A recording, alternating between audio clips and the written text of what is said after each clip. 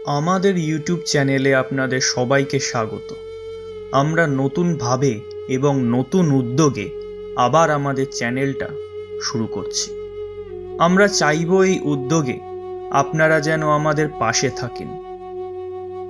আমরা অনেকে গল্প শুনতে শুনতে কাজ করা পছন্দ করি, তাই যাতে আপনারা বিনা বাধায় আমাদের গল্প শুনতে শুনতে কাজ করতে পারেন, তার জন্য আমরা একটা আলাদা ভিডিও বানিয়েছি, যার লিংক ডেসক্রিপশনে দেওয়া হলো। সিসিডি স্টোরিজে আজ আপনারা শুনবেন শিকার, রচনা কাবেরী রায়চৌধুরী। শুরু হচ্ছে শিকার।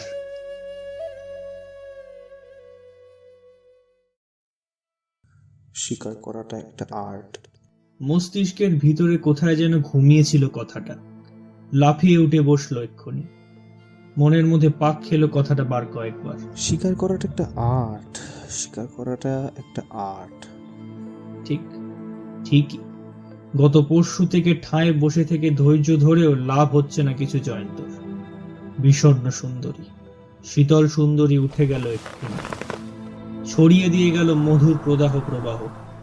কত ধরনের যে অনুভূতি হলো, রাগ, দুঃখ, কাম ভাব ছাড়াও অনুভূতির পাঞ্চ যাকে বলা হয়। রাগে দুঃখে মিলেমিশে অনুভূতির যে পাঞ্চ হয়, তাতে আত্মহনন ঘটে যায়। এমনকি রাগ বা দুঃখ সৃষ্টির জন্য দায়ী মানুষটির প্রাণনাশের ইচ্ছা পর্যন্ত জাগে। শুধু রাগে ঘুষোঘুষি করতে ইচ্ছে হয়, শুধু দুঃখে কান্না পেতে পেতে একক সময় নিজেকে ট্র্যাজিক গল্পের নায়ক নায়িকা মনে হতে পারে।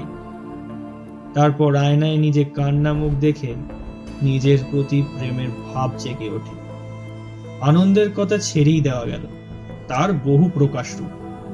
কিন্তু এই 3 দিন যাবৎ জয়ন্তর মনে যে অনুভূতি জন্ম নিয়েছে, তা লক্ষ লক্ষ ডালপালা বিকশিত হয়েছে এবং সেই অজস্র শাখা প্রশাখা তার গলা টিপে ধরেছে অহর্নিশ। তাকে যে সে কি নাম দেবে নিজেই ঠিক করে উঠতে পারছে না। শুধু মনে হচ্ছে বিষণ্ণ এক প্রদাহ, যে প্রদাহের জ্বালা আছে, অশ্রু পতন আছে, অন্তঃস্রোত রক্তক্ষরণ আছে, আর আছে গভীর এক বিষণ্ণতার বোধ, যার সঙ্গে মিলেমিশে আছে অপূর্ব এক ভালোবাসার আবেদন।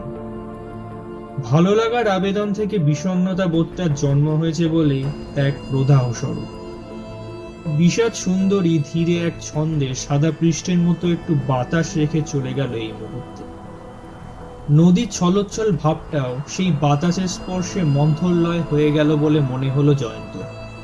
চেনা নদীটাও এই 3 দিন অচেনা লাগছে তার। একজন নারী যে প্রকৃতির উপর এমন প্রভাব বিস্তার করতে পারে, তা তার এই প্রথম অভিজ্ঞতা।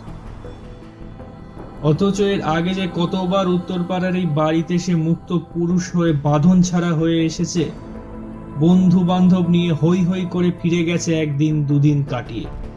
বারান্দা থেকে নদী দেখেছে, বিছানায় শুয়ে নদী দেখেছে, সূর্যাস্তকালে নদীর বুকে ভেসে পড়া মনমন্থ মাঝির নৌকো চেপে হই হই জীবনযাপন যাকে বলে আর কি। সারা সপ্তাহের যাবতীয় চাপ, টেনশন, উদ্বেগ সব ঝেড়ে ফেলে ফ্রেশ হতে এখানে আসা। এইবারই যাবতীয় ভাবনা চিন্তা উল্টো পাল্টা হয়ে গেল। 3টে দিন ধরে এই আলো, এই ছায়া। বিষণ্ণ সুন্দরী চলে গেলেও বসে রইল সে, কারণ তার ঘরের ভিতরটি মাঝে মাঝে পর্দার বাতাস খেলার ফাঁকে ফাঁকে একটু হলেও দেখা যাচ্ছে। যদিও যে ঘরটা দেখা যাচ্ছে সেই ঘরটা শূন্য, আসবাবপূর্ণ হলেও কোনো প্রাণের চিহ্ন নেই। তবুও এই ঘরে সুন্দরীর নিঃশ্বাস আছে বলেই সে বসে রইল। যদি দেখা যায় আরো একবার, তার অনন্ত বসে থাকার আরো একটা কারণ এইবার সে শহর ছেড়ে একলাই পালিয়ে এসেছে এখানে। অফিসের মস্ত একটা ঝঞ্ঝাট সামলে কিছুটা স্বস্তি পেতে বন্ধু বান্ধবদের ছাড়াই 2 দিন হাত পা মেলে শুয়ে বসে কাটাবে, উদ্দেশ্য এই ছিল।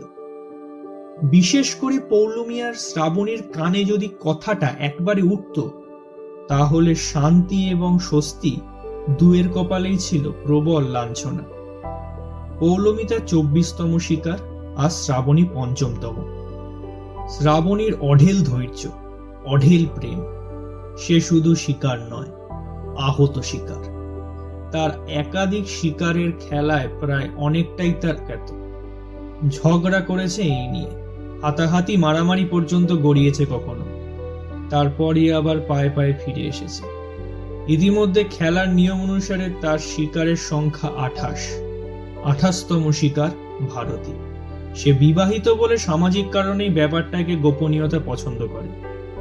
মান অভিমান বা ঝগড়ার প্রশ্ন ইঙ্গিত কম। ভারতীর ধারণা সে জীবনেই প্রথম প্রেমে পড়েছে। যদিও তার সব শিকারী বেশ কিছুদিন আহ্লাদের সপ্তম স্বর্গে বসবাস করতে থাকে, এই ভেবে যে সেই একমাত্র এবং প্রথম। কারোর কারোর ক্ষেত্রে অন্যরকম ঘটে বটে। শিকারের কৌশলগত কারণেই তারা কেউ কেউ দুঃখী হয়েছে। তাদের ক্ষেত্রে সে ব্যর্থ প্রেমিক।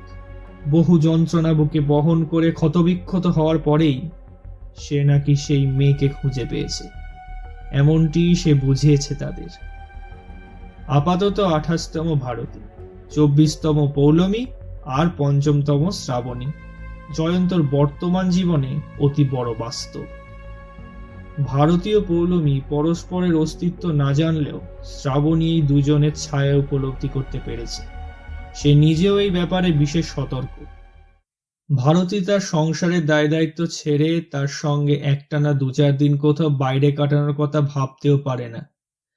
পৌলমী আহ্লাদী ধরনের, যৌনতায় রক্ষণশীলতা নেই তার মোটের উপর। তাই 8 মাসের সম্পর্কে সে ইতিমধ্যে বকখালি ও ডায়মন্ড হারবারে নিশি যাপন করে এসেছে তার সঙ্গে। শারীরিক সম্পর্কে অনাবিল আনন্দ দেয়নি সে। আর শ্রাবণী 5মতম হওয়ার সুবাদে তার সঙ্গে বার কয়েক কাশ্মীর থেকে কল্যাণী ঘুরে এসেছে। পতিব্রতা স্ত্রীর মতো তার আচরণ। স্বামীর জামাই অন্য মেয়ের ঘ্রাণ পেলে সাময়িক অশান্তির পর আবার ফিরে আসে স্বামীর বুকে। তাই বর্তমানে শ্রাবণী আর পৌলমীকে এড়িয়ে সে আপন সত্তার মুখোমুখি হতে এসেছে। বহু শিকারের পর মাঝে মাঝে উপবাস শরীর ও মনের পরে বাঞ্ছনীয়, এ সত্য আজকাল সে উপলব্ধি করে। বিশেষ করে ইদানিং সে লক্ষ্য করেছে শিকার নিজে থেকে এসে ধরা দেয় তার কাছে। ভাবটা এমন, আমাকে বধ করো, ভক্ষণ করো আমাকে, আমি তোমাতেই বিলীন হতে চাই, তোমাতেই উৎসর্গ করছি আমার এ শরীর মন। শিকার যদি লোভনীয় হয় তবে তাকে ছেড়ে দেওয়ার পক্ষপাতী সে নয়। প্রয়োজন মতো একদিন ভক্ষণ করেই হাড় মাংস ছিবড়ে ফেলে দিতে দ্বিধাবোধ করে না জয়ন্ত। এরপরেই ক্লান্তি আসে তার আজকাল মাঝে মাঝে। 8 মাস হয়ে গেছে পৌলমী তার জীবনে। এক দীর্ঘ সময় শ্রাবণী ছাড়া কেউ তার জীবনে থাকেনি। এ তো এক সমস্যা। এই সমস্যার রীতিমতো জোর বাসছে। পৌলমীকে এড়িয়ে যেতে তার ফোন গ্রহণ করেনি সে। পৌলমী দেখা করতে চাইলে বাস্তবতার অজুহাতে এড়িয়ে গেছে সে। সম্মুখ সাক্ষাতে কথা বলার সময় ইচ্ছে করে হাই তুলে বুঝিয়ে দেওয়ার চেষ্টা করেছে সে ক্লান্ত। তবু কি আগ্রহ পৌলমীর! পৌলমীর স্বভাবে কিছুটা শ্রাবণীর ছোঁয়া আছে, সে আবিষ্কার করেছে। এই ধরনের মেয়েদের নিয়ে তার যত বিপদ। মোনামি, কৌশিকী, শ্যারন, ববিতার মতো মেয়েদের সে শিকার হিসাবে পছন্দ করে, কারণ তারা খাদ্যদ্রব্যের মতো আসে, নিজেদের চুরি যেতে দিতে পছন্দ করে। সচেতনভাবে চুরি যায় তারা, তারপর খরিদ্দার হিসেবে অন্য কোনো একজনকে পছন্দ করে চলে যায়। মান অভিমান, ঝগড়াঝাটি অথবা স্পর্শকতার কোনো সম্পর্কে তারা সামান্যতম আগ্রহী নয়। তার মাঝে মাঝে মনে হয় এই চরিত্রের মেয়েরাই তার প্রথম পছন্দ। তার নিজের মনে হয় এরা সব জয়ন্তের স্ত্রীলিঙ্গ। বর্তমানে সমস্যা তার পৌলমীকে নিয়ে। শ্রাবণীর সঙ্গে দীর্ঘদিনের তার ভালোবাসা ঘৃণার সম্পর্ক একটা শক্ত ভিতের উপর প্রায় প্রতিষ্ঠিত। যেমন ইচ্ছা সে শ্রাবণীকে ব্যবহার করতে পারে। একটা অধিকারবোধও জন্মে গেছে কবে যেন। শ্রাবণীকে সেও আর অস্বীকার করতে পারে না। বহু ব্যবহারে সে তার অভ্যাস হয়ে গেছে, কিন্তু পৌলমীকে এই পর্যায়ে পৌঁছতে দেবে না সে বদ্ধপরিকর। তাই কাজের ফাঁকে কাউকে না জানিয়ে তার পলায়ন। এবং সকাল থেকে 10-12 বার পৌলমী ফোন করার পর একটু আগে বিষণ্ণ সুন্দরীকে দেখতে দেখতে সে জানিয়ে দিয়েছে অতি কঠিন একটা কথা। এইভাবে আমার পিছনে পড়ে থেকো না, লাভ নেই। কথাটা ইচ্ছে করে সে সামান্য উচ্চস্বরে বলেছে, যাতে সুন্দরীর কানে সে কথা প্রবেশ করে। লক্ষ্য করেছে সে শ্রবণেন্দ্রিয় যেন একটু সজাগ হলো তার। তার গঙ্গাবক্ষে নির্মিলিত বিষণ্ণ চোখের পাতা যেন ঈষৎ কেঁপে উঠল। তবে চোখ তুলে সে চায়নি একটি লহমার জন্যেও। পৌলমী বেশ আঘাত পেয়েছে বুঝতে পেরেছে সে তখন। মুহূর্তে নির্বাক সে। তারপর কান্না ভেজা স্বরে বলল, এত খারাপ তুমি, ভাবতেও ঘেন্না করছে, ছি। এই সুযোগ। সে পৌলমীর কথার রেশ ধরে বলে উঠল, আঙুর ফল ডগ এ তো সর্বজন বিদিত। আমি তো খারাপই। আমার পিছনে আজ 8 মাস পড়ে আছো, আজ বলছি কোনো লাভ নেই। জয়ন্ত মিত্রকে এত সহজলভ্য যারা ভাবে তারা আমার সাধারণ বন্ধু হওয়ার যোগ্যতা রাখে না। বাই। কথা বলতে বলতে বিষণ্ণ সুন্দরীর চোখ এবং শরীরের ভাষা লক্ষ্য করছিল সে। সামান্য সজাগ কিন্তু বড় নিরুত্তাপ সে। পৌলমী কাঁদতে কাঁদতে ফোন রেখে দেওয়ার পরেও সে ইচ্ছা করে বলে চলেছিল, দেখো ভাই, কান্নাকাটি করে লাভ নেই তো কিচ্ছু। আমার আশ্চর্য লাগছে আমার মতো মানুষকে খারাপটা তো ভালো লাগতে পারে ভেবে। কি আছে আমার, ইন্ডিয়ান অয়েলে একটা চাকরি করি মাত্র, পোস্টটাই গাল ভরা। আমার পোস্ট দেখে যদি তুমি প্রেমে পড়ো তাহলে বরং তুমি আমার বসের সঙ্গে প্রেম করো। আমি 60,000 পাই, মিস্টার হুমায়ুন 1.5 লাখ পান। কি? ও, আমি ভালো গান গাই? আরে বাবা, ওরকম গান কত লোকে গায়, ওটা একটা কোয়ালিফিকেশন হলো? শোনো, আমি তোমার যোগ্য নই, হয়তো কারোরই যোগ্য নই। Forget me. বাই। গ্রীষ্ম সন্ধ্যা, সিঁদুর চর্চিত পশ্চিমের দিগন্ত। হোলি খেলার মতো সিঁদুর খেলেছে সন্ধ্যের আকাশ। গঙ্গা স্রোতস্বিনী আপন প্রবাহে চলেছে। মৌনতার মধ্যেই তার যাবতীয় শখ। যেন শুনতে পায়, সে পায়। যারা পায় না তারা জন্মবধির। আজ যেন নদীর বুক থেকে উঠে আসছে কিছু কথা। সন্ধ্যের মুখ থেকেই মানুষজন বেরিয়ে পড়েছে নদী পাড়ে। গঙ্গায় দিকে প্রসারিত বক্ষ, অঢেল জল তার বুকে। বেশ কিছু নৌকায় ভেসে পড়েছে অল্পবয়সী কিছু তরুণ তরুণী। অন্যদিন হলে জয়ন্ত বেরিয়ে পড়ত সঙ্গীদের নিয়ে। আজ বারান্দায় বসে থাকার ইচ্ছেই প্রবল তার। যদিও এই মুহূর্তে বিষণ্ণ সুন্দরীর বাতাসের মতো হালকা ছন্দে ঘরে ঢুকে গেল। সন্ধ্যা অতিক্রান্ত হলো মন্থর পায়। গ্রীষ্মের সন্ধ্যা। সারাদিন গুমোট এক আবহাওয়া ছিল। মেঘ জমেছে এক দক্ষিণ পশ্চিম কোণ বরাবর। জয়ন্তের চোখের সামনে সেই মেঘ স্তরে স্তরে ঘন হয়ে ছড়িয়ে পড়তে লাগলো হু হু করে। নদীর বুক থেকে বাতাস উঠছে, এলোমেলো পাগলামি তার। সেই পাগলামি সাড়া পেয়ে মেঘের জল বেপরোয়া। এই প্রথম সে আশ্চর্য চোখে দেখতে লাগলো একটা নির্মল আকাশে কি অসামান্য কারুকাজে ছড়িয়ে পড়ছে মেঘ। বাতার ঘূর্ণি হয়ে উঠছে এখন। বিষণ্ণ সুন্দরীর ঘরের দরজার পর্দা উড়ে পড়ছে। শূন্য ঘর। একটি রাত্রি আলো জ্বলছে ঘরের মধ্যে। সম্মুখে নদীবক্ষে উত্তাল হয়ে উঠেছে ঢেউ। আরামকেদারা ছেড়ে উঠে দাঁড়িয়ে পড়ল জয়ন্ত। ঝড় এসছে দক্ষিণ পশ্চিম দিগন্ত থেকে ধেয়ে, প্রবল ঘূর্ণিপাক খেতে খেতে। সুউচ্চ বৃক্ষরাজি মাথা ঘুরিয়ে দিয়েছে ঝড়। চোখের পলকে ঝড় এদিকেও ঝাঁপিয়ে পড়ল। কালবৈশাখীর কি অপূর্ব তাণ্ডব নৃত্য! দু চোখ ভরে দেখতে দেখতে পায়চারি করছে সে। বিষণ্ণ সুন্দরী তিনতলার বারান্দাটিও এখন ধূসিত। বারান্দার ভেতর দিকে হলুদ রঙের একটি দড়িতে নরম নীল রঙের একটি স্বচ্ছ জামা টাঙানো ছিল। উঠছে সেটি, পাক খাচ্ছে দড়িতে। হঠাৎই ঝনঝন শব্দে কাঁচের জানলা ভাঙার শব্দে চমকে তাকিয়েছে জয়ন্ত। বন্ধ একটি জানলার পাল্লা বাতাসের প্রবল চাপে খান খান হয়ে ভেঙে রাস্তায় পড়ল। সচকিত জয়ন্ত। বিষণ্ণ সুন্দরীর ঘরে এদিকটা দুটো জানলাই সবসময় বন্ধ থাকে। আজ অবাক হয়ে একটি বন্ধ জানলা উন্মুখ হয়ে গেল দেখল সে। অদ্ভুত ডায়মন্ড কাটে ভাঙছে শীর্ষাটি। দাঁড়িয়ে পড়ে দেখার চেষ্টা করলো সে ঘরের ভেতরের অংশটি। এ ঘরে টিউবলাইট জ্বলছিল। বাইরে থেকেই দেখা যাচ্ছিল। এখন অংশত মুক্ত স্থান দিয়ে ঘরের অভ্যন্তরে যে দৃশ্য দেখা যাচ্ছে তা হলো একটি সোফার পিছন দিক, ঘন নীল ওপরে সোনালি জরি করা একটা লম্বা সোফা। কৌতূহল চাপ সৃষ্টি করছে তার শরীরের ভেতরে। এখন বিষণ্ণ হরিণীর চিহ্ন মাত্র দেখছে না। এই দেখি না তারে, খুঁজে পাই, পেয়েও হারায়। এই অনুভূতির চরমতম অবস্থা এখন তার। ঝড়ের বেগ নরম এখন অনেক, বৃষ্টি শুরু হয়েছে তুমুল। একবার তার মনে হলো এভাবে সময় বৃথা বয়ে যেতে দেওয়া যাবে না। গত 10 বছর ধরে সে দিদিমার দানপত্র করে রেখে যাওয়া এই বাড়িতে যাওয়া আসা করেছে। কখনো দেখেনি সেই 3 তলা বাড়িটিতে কেউ থাকে। এই প্রথম আশ্চর্য সুন্দরী, বিষণ্ণ এবং নিরুত্তাপ সেই নারীর সঙ্গে তার সাক্ষাৎ।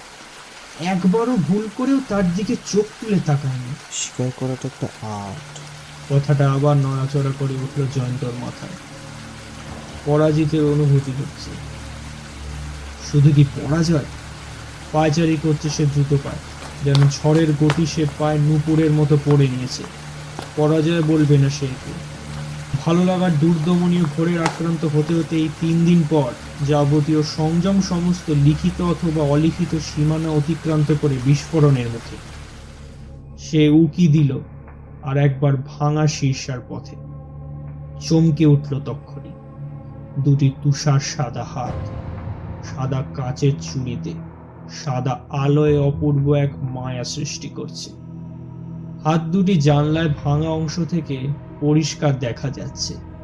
বিষণ্ণ তার দুটি হাত সুন্দরীর মাথার পিছনে এই মুহূর্তে জড়ো করল। নীল সোফার পশ্চাৎপটে হাত দুটি পটে আঁকা এক মায়ারূপ বলে মনে হলো জয়ন্ত।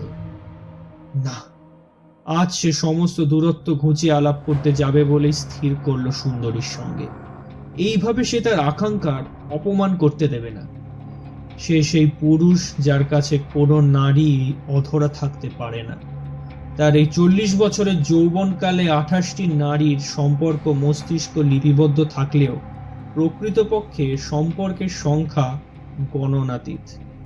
কারণ বিভিন্ন ভ্রমণকালে পথে প্রবাহে তার বহু সম্পর্ক রয়েছে, যার সময়কাল হয়তো খুব বেশি হলে 1 দিন অথবা আধ ঘন্টা। তাদের নাম দূরস্থ, তাদের অধিকাংশের চেহারাই স্মরণ করতে পারে না সে। বিষণ্ণ সুন্দরী এ বাড়িতে একাই বাস করে তার ধারণা। কারণ এই 3 দিন 24 ঘন্টায় তাদের ঘুম আর অতি প্রয়োজনীয় কিছু শারীরিক ক্রিয়াকর্ম ছাড়া তার দুচোখে সজাগ এবং ধাবমান ছিল প্রতিটি মুহূর্ত। সে দ্বিতীয় কোনো ব্যক্তিকে দেখেনি মুহূর্ত ভুলেও। একটি ঘন্টার ক্রম ধারাপাতের পর শীতল হলো বৃষ্টির ধার। ভিজে রাস্তার ল্যাম্পপোস্টের আলোয় দেখা যাচ্ছে বৃষ্টি হচ্ছে, তবে তা বড় ছন্দময়। ঝিরিঝিরি তার শব্দপতন। সারাদিনের গুমোট কেটে গিয়েছে। নদীর বুক থেকে উঠে আসছে বাতাস, তার শরীরে সিক্ত গন্ধ। হাত দুটিকে দেখা যাচ্ছে এখনো। ভঙ্গি পরিবর্তন হয়েছে শুধু, তার চোখের সামনেই হাত দুটো সরে গেল একবার। পরিবর্তে দুটি পা এক অন্যের থেকে সামান্য তফাৎ নিল। সোফায় মাথা রাখতে দেখল জয়ন্ত। তুষার ধবল দুটি মসৃণ পায়ের পাতা, সোনালী নুপুরের আলগা বেড়ি তাকে অপ্রতিরোধ্য আকর্ষণ দিয়েছে। পায়ের পাতা দুটি মাঝে মাঝে নড়াচড়া করছে।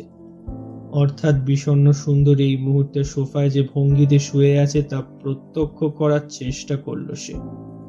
বসে সোফার হাতায় তার মাথাটাকে ন্যস্ত করে শরীরটাকে টান করে দিয়ে পা দুটিকে সোফার মাথায় তুলে ধরেছে। অপূর্ব এই ভঙ্গিটা জয়ন্তকে পাগল করে তুলল। উন্মাদ দশা তার। ঘরের দরজাটা তালা বন্ধ করে বেরিয়ে পড়ল সে। আর এক মুহূর্ত মাত্র দেরি নয়। আগামীকাল তার কলকাতায় প্রত্যাবর্তনের দিন। অফিস কর্মময়তা, তার মধ্যে শ্রাবন্তী ভারতী দীপাদের সঙ্গসুখ। সঙ্গসুখ কিনা এই মুহূর্তে তা তার বোধের অতীত। পার্ক স্ট্রিট বার রেস্তোরাঁ তার বেঁচে থাকার রসদ। ফিরে যেতে হবে তাকে নতুন শিকারের বড় অন্যরকম স্বাদ নিয়ে। মাথার মধ্যে নড়ে চড়ে উঠে বসলো আর একটা কথা। স্বীকার করাটা একটা আর্ট। নরম হরিণীর মাংসের সুস্বাদু স্বাদ তার জিভের রসনা বৃদ্ধি করছে এখন। তারই সঙ্গে আরো বেশি কিছু যেন। মৃদু সিম্ফনির সুরে বেজে চলতে লাগলো বাতাস। দুটি নরম পল্লব তুষর সাদা পায়ের পাতায় আনন্দের রাগ। হাত কাঁপছে কি? হ্যাঁ, পুরনো ধরনের বাড়িতে দরজায় ঘন্টির পরিবর্তে কড়া নড়ার রেওয়াজ আছে, আর দরজার কড়ার হাত ছোঁয়া যেতেই কাঁপুনি টের পেল সে। মিনিট খানেক দূরত্ব অতিক্রম করতে হাঁপিয়ে গেছে সে। বুঝতে পেরেছে পরিশ্রম হেতু যে তা নয়, উপলব্ধি করতে পারছে। দ্বিধাগ্রস্ত মনকে শক্ত করলো জয়ন্ত। এতটাই যখন সে অগ্রসর হয়েছে, তখন পিছিয়ে সে আসবে না। দুবার করাঘাত করতেই ভেতর থেকে যে কণ্ঠস্বর ভেসে এলো, তা তার মৃত্যুর জন্য যথেষ্ট অনুভব করার মুহূর্তেই উন্মুক্ত দরজার সামনে সে বিষণ্ণ সুন্দরী, তড়িতাঘাত প্রাপ্ত জয়ন্ত। এত রূপ মানুষের হয়, তা বলে এত রূপ? তুলি দিয়ে আঁকা নিখুঁত বিস্ময় রক্তবর্ণ রেখার মধ্যবর্তী স্থান থেকে প্রকৃতপক্ষে দুধ সাদা মুক্ত শাড়ি প্রকাশিত। সে যেন ভীষণ অবাক হয়েছে, এমনই তার অভিব্যক্তির প্রকাশ। ঈষৎ ডিম্বাকৃতির মুখের কোলে প্রাচীন ভাস্কর্যের রহস্যময়তা, পরিমাপ মতো চিবুকের ধার, কপাল থেকে বিভাজিকার মতো সুউচ্চ পরিমিত নাকটি দিয়েছে তাকে সহজ স্বচ্ছ ব্যক্তিত্ব। আর তার পাখির ডানার মতো উড়ন্ত ভ্রুযুগলের ঠিক নিচেই কালো দিঘি টলটল করছে ব্যঙ্গময় জলরাশিতে উচ্ছলতার সূক্ষ্ম ছায়া। সে বলল, বলুন। আমি মানে এই প্রথম জীবনের কথা হারিয়ে ফেলল জয়ন্ত। তার সপ্রতিভ উধাও। হ্যাঁ বলুন। আমি মানে আমি আমি আপনার বাড়ির। তার কথার মধ্যপথে থামিয়ে দিয়ে বিষণ্ণ সুন্দরী বলে উঠল, আসুন। বাইরে কেন? আমার বাড়িতে কিন্তু বাইরে প্রতীক্ষা করার নিয়ম নেই। সুগন্ধ তাকে জড়িয়ে রেখেছে। অপূর্ব সৌরভ পেল জয়ন্ত বিষণ্ণ সুন্দরীর শরীর থেকে। নিখুঁত দেহ বল্লরী তার। পশ্চাৎ দেশের গঠনটি যক্ষপ্রিয়ার কথা স্মরণ করায়। মৃদু হাসি ছাড়িয়ে দিয়ে সোফায় শরীরের আলস্যে মেলে দিয়ে বসল সে। অপূর্ব দৃষ্টিতে চেয়ে আছে। বলল, আরাম করে বসুন। অপ্রতিভ লাগছে জয়ন্তর। রাত্রি নেমেছে এখন। এই বন্ধু ঘরে এইভাবে শিকারীর মুখোমুখি হবে একটু আগেও কল্পনা করতে পারেনি। দৃষ্টিতে দৃষ্টি স্থাপন করতে ব্যর্থ হলো। বলল, আসলে আমি রেশম। আপনি আমাকে চেনেন না তো। আমি জয়ন্ত। ঘরের নৈশব্দ ভেঙে খান খান খিলখিল করে হাসছে রেশম। বলল, কেন চিনব না? চেনেন? ভেতরে ভেতরে বিস্ময়বোধ তুমুল হয়েছে জয়ন্তর। যে মহিলাই 3 দিন একবারও ভুল করে পলক তুলেও তাকায়নি তার দিকে, সে জলধারার মতো সহজ গতিতে বলছে তাকে চেনে। হাসির ধারাটি অব্যাহত রেখেছে রেশম। বলল, কি কাণ্ড বলুন দেখে। এই 3 দিনে আপনি নাওয়া খাওয়ার সময় পাননি, তাই না? লজ্জা লজ্জা। এমন নির্মম রসিকতা আজ পর্যন্ত কোনো মেয়ে তার সঙ্গে করেছে কিনা স্মরণে আসছে না জয়ন্ত। এভাবে লজ্জিত হয়েছে কিনা সে ইতিপূর্বে মনে পড়ে না। কি বলবে, এই সময় কি বলা উচিত তা বুঝতে পারে না। বলল, একটা সিগারেট খেতে পারি? অবশ্যই, স্বচ্ছন্দে। শরবত দি? আমার এখানে কিন্তু হার্ড ড্রিঙ্কস চলে না। অপূর্ব রমণীয় ভঙ্গি রেশমের। সোফার আলস্য ছেড়ে উঠে দাঁড়ালো। বলল, বসুন। ছকে বাঁধা গণ্ডির বাইরে এক অদৃশ্য যেন এ। এমন রূপের সামনে এমন আশ্চর্য ব্যক্তিত্বের মুখোমুখি প্রথম সে। অস্বচ্ছন্দ বোধ হচ্ছে তার। অথচ কলকাতার বহু নামী মডেল, বহু আন্তর্জাতিক, বহু জাতিক কোম্পানির উচ্চ পদাধিকারী যখন তখন তার বক্ষলগ্ন হয়। কত সহজ স্বচ্ছন্দ তখন সে। ক্লাব, রেস্তোরাঁ, বার, সিগারেট, মদ্যপান, গাঁজা, সাহিত্য থেকে শিক্ষা, আলোচনার শীর্ষে পরিসরে এতটুকু অস্বস্তি নেই তার। অথচ আজ দু গ্লাস শরবত শৌখিন ট্রেতে সাজিয়ে নিয়ে আসছে রেশম। অঢেল মেহেন্দি রাঙা চুল তার দীর্ঘ লীলায়িত তনুটি ঘিরে। অবশ্য চুলগুলো বশীভূত করার কোনো চেষ্টাই করল না সে। সোফায় ডুবিয়ে নিল শরীর। ভঙ্গিটা জয়ন্ত যেন তার বহু পরিচিত। সহজ ভঙ্গিতে বলল, নিন। যা গরম, তবু এই বৃষ্টিটা হলো বলে। কথা আসছে না জয়ন্তর। এই ঘর, এই রূপসী মেয়েটির প্রতি তার যে দুর্নিবাল কৌতূহল উপচে উঠছিল, তাতে বাঁধ দিয়েছে সে। কিছু বলতে যাওয়ার আগেই অন্দর থেকে পুরুষ কণ্ঠস্বরে কাশির শব্দ এলো। তখন কিছু বুঝে ওঠার আগেই ভিতর থেকে বেরিয়ে এলো মধ্যবয়স্ক পুরুষ। একটু বেমানান চেহারার পুরুষটি তাকে লক্ষ্য করল না। রেশমের দিকেও দৃষ্টিপাত না করে বেরিয়ে যেতে যেতে বলল, 1 ঘন্টার বেশি লাগবে না নিশ্চয়ই। আসছি ঘুরে। রেটটা প্রথমে বলে দিও বাবুকে। ঘরের জোরালো বাতিটি কখন যেন নিভে গিয়েছে। স্বপ্নের সবুজ আলো ঘরের চতুর্দিক জুড়ে শরীরই মাদকতা সৃষ্টি করেছে। একটা শরীরের সমস্ত রোমকূপ দিয়ে উপলব্ধি করতে পারছে সে এখন।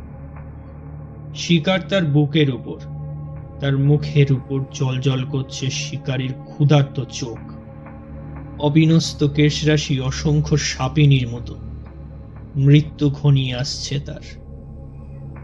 অনির্বচনীয় পুলকে সেই মৃত্যু আনন্দ অনুভব করছে জয়ন্ত এখন। মৃত্যুর চরম মুহূর্তে তার করটির ভেঙে চুরে বিস্ফোরণ ঘটল এক কথার। শিকার করাটা একটা আর্ট। বদ্ধ ভূমিতে হরিণের জিভায় ব্যাঘ্রের ক্ষুধা, রক্তের পিপাসা। এই অভিজ্ঞতা তার জীবনে প্রথম।